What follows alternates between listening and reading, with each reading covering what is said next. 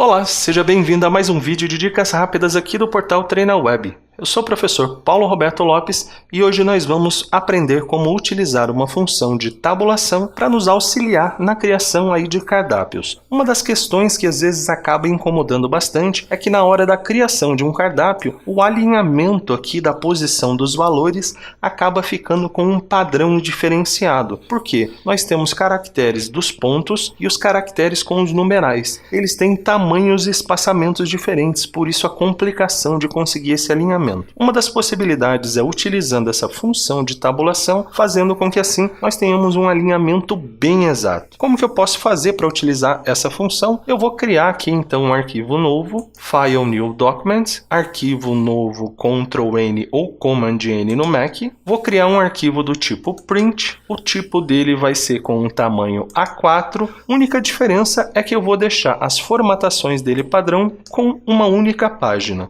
Vou pedir para criar. Depois de criada essa minha página, agora eu vou em File, Place ou Arquivo Inserir. Eu já tinha deixado aqui uma imagem habilitada para que eu pudesse aplicar nesse material. Repare que a imagem já veio carregada aqui no meu mouse. Eu posso clicar, dar um clique, ela vai ser apresentada. Deixa eu só fazer um ajustezinho aqui em relação à sua posição. Agora, como essa imagem está um pouquinho maior, eu já trouxe ela com um tamanho diferenciado para que vocês pudessem ver a questão que, ao selecionar a imagem e com a ferramenta de seleção, a setinha preta, eu posso simplesmente reduzir esse frame. Eu estou reduzindo a área de visualização dessa minha imagem e não criando uma restrição em relação à sua proporção. Assim, eu já consigo uma visualização perfeita. O segundo ponto é que alguns alunos às vezes imaginam que, ao visualizar essa imagem com esse formato meio granulado, eles acham que a imagem está em baixa qualidade, mas não, é que o InDesign ele traz uma formatação em relação à economia de recursos para o seu software. Então,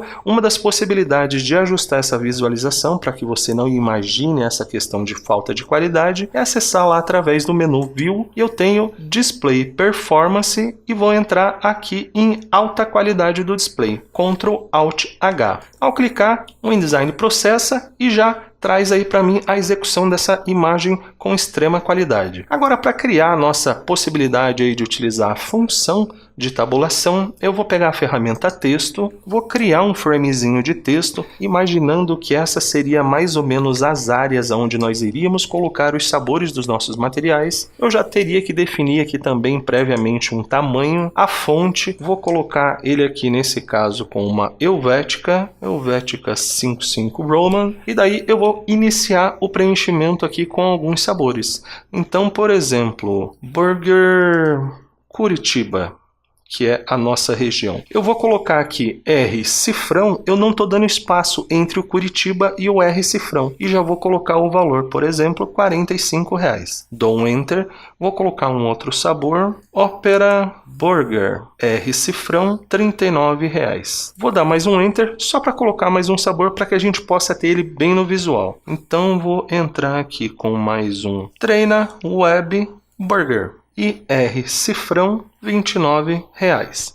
O que acontece? Nesse momento eu fiz um pequeno ajuste em relação a 3 sabores ali, pelo menos, que para aplicar aí a execução dessa função da tabulação, eu poderia ali ter pelo menos 1, 2 para conseguir ajustar os meus alinhamentos e depois eu posso continuar com essa função ativa da mesma maneira. Então, deixa eu só dar uma ampliadinha aqui para que a gente possa ver melhor. Detalhes: quando você for utilizar essa função, todo o teu texto tem que estar selecionado. Então, eu vou selecionar aqui esse conteúdo, acessar através lá do menu Type, Tabs, ou menu tipo Tabulações. O atalho dele é Ctrl Shift T. Ao selecionar aqui esse objeto, repare que ele faz um ajuste aqui em relação a esse meu frame. Se esse ajuste não for feito, você pode tentar clicar aqui nesse ímã, que muitas das vezes ele vai ajustar. Se mesmo assim ele não fizer esse ajuste em relação à sua caixa de texto, pode ser que você tenha que ajustar aí posicionando manualmente. Então, com o meu texto aqui ajustado, uma das coisas que eu vou pré-definir é em relação às distâncias.